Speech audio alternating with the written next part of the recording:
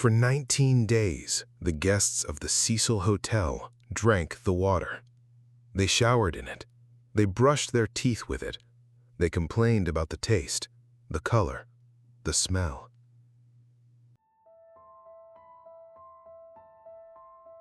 On February 19, 2013, a maintenance worker climbed to the roof to check the water tanks. Inside one of them, he found Elisa Lam. She had been there the whole time. The official version says she drowned accidentally, that her bipolar disorder led her there in a state of psychosis, that it was tragic, explainable, closed. I've looked at every detail of this case, and I can tell you, the official version doesn't answer everything. The Cecil Hotel opened in 1927 in downtown Los Angeles. It cost $1 million to build, an enormous sum at the time. By the 1930s, it had already seen its first suicide, and then another, and another. In the 1980s, Richard Ramirez, the Night Stalker, lived on the top floor, $14 a night. He would go out, kill, come back. Nobody said anything. In 1991, Jack Unterweger, an Austrian serial killer, checked in. He killed 3 women during his stay and removed the bodies from the building without anyone noticing. One former manager described the hotel like this: "Is there a room here that maybe somebody hasn't died in? I never got used to that. Never." By 2013, the hotel had tried to reinvent itself. New name, Stay on Main, marketed to backpackers, students, international travelers, people who didn't know the history. Elisa Lam was one of them. Elisa Lam was 21 years old, a student at the University of British Columbia in Vancouver, Canada. She kept a blog on Tumblr. She wrote about books, about cities, about the way light hits a street in the afternoon. She was open about her struggles with bipolar disorder and anxiety. She wrote with honesty, sometimes pain, but always clarity. In January 2013, she set out on a solo trip through California, San Diego, Los Angeles, and then Santa Cruz. She checked into the Cecil on January 26th. Within days, she had been moved from a shared room to a private one. The reason given, odd behavior toward her roommates. On January 31st, she was supposed to check out. Her parents called, no answer. They called again the next day and the day after that. By February 8th, they reported her missing. She had left everything behind: her laptop, her wallet, her ID, her medication. The LAPD brought in scent tracking dogs. The dogs followed her trail to the 5th floor, her floor, to a window with a fire escape. And then, nothing. The scent disappeared. Helicopter searches illuminated the roof. Nothing was found. The lobby cameras showed she had never left the building. She was somewhere inside, and nobody could find her. On February 13th, 13 days after her disappearance, the LAPD released security footage from the hotel elevator. The video is 2.5 minutes long.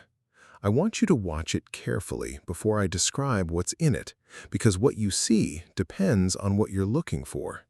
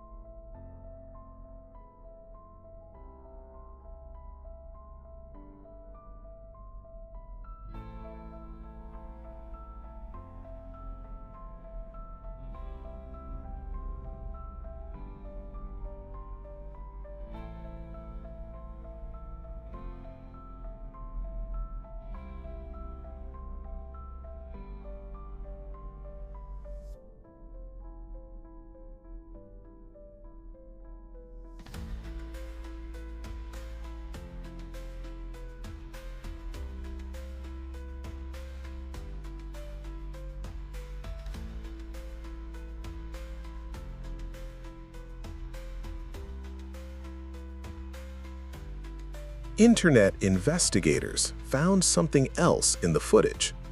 The timestamp freezes multiple times, and the video itself appears to have been slowed down by around 30 to 35%.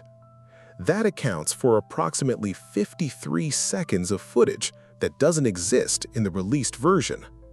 The hotel denied altering the video. No explanation was ever given for the missing time. And then there's the tank itself.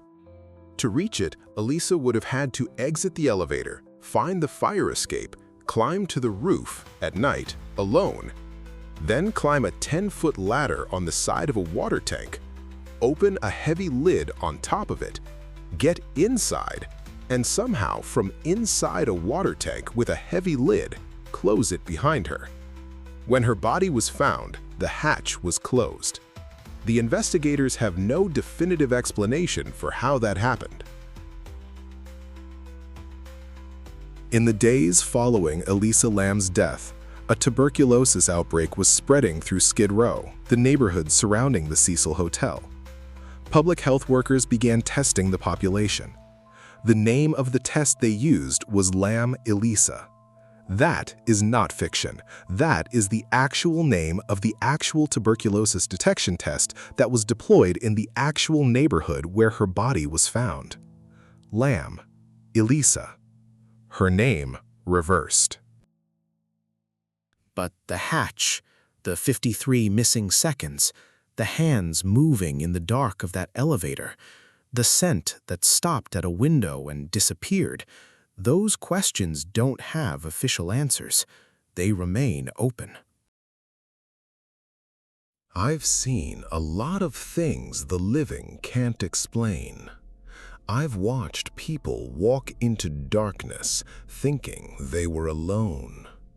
The Cecil Hotel has been dark for almost 100 years. That kind of darkness doesn't stay in the walls. It gets into the water, and then into you. Elisa Lam knew something was wrong. You can see it on her face in that elevator. She was looking for a way out. I just don't think what she found was a door.